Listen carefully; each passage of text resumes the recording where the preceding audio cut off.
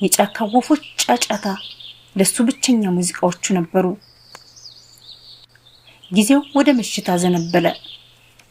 ኦሊ በራሱ ዓለም ውስጥ ሆኖ ሳለ ድንገት የጫካው ድባብ ተቀየረ። ወፎቹ ዝም አሉ። ነፋሱ ቆመ። ኦሊ ሌሊት ሽንቱን ለመሽናት ከሸራው ወጣ። ከሩቅ ሁለት ደማቅ የብርሃን አይኖች ወደ ጫካው ሲወረወሩ አየ። በዚህ ሰዓት እዚህ ሰው አይመጣም አለ አሊ በልቡ። ፍርሃት በሰውነቱ ላይ ሲርመሰመስ ተሰማው።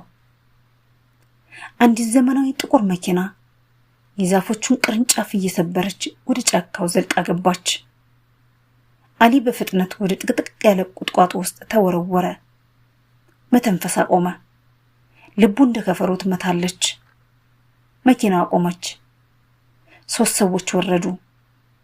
ሁለቱ እንደ ግዙፍ ድንጋይ የሚከብዱ ጠባቂዎች ናቸው። ኦሊ በቁጥቋጦው ውስጥ ሆኖ ይህን ሁሉ በድንጋጤ ይመለከታል። መጮህ ግን አልቻለም። በዚያች ቅጽበት የኦሊና የማርክ ዕጣ ፈንታ በአንድ ጉድጓድ ላይ ተቆራኙ።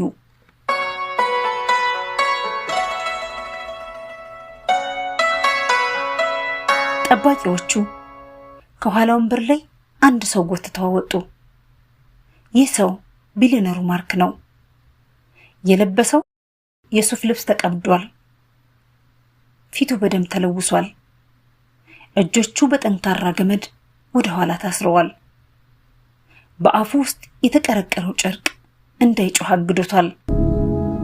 አቤላ ከመኪናው ወርዶ ሲጋራውን አቀጣጠለ። የሲጋራው ጢስ በጨለማው ሲወጣ አሊ ጨረፍታ ያያል።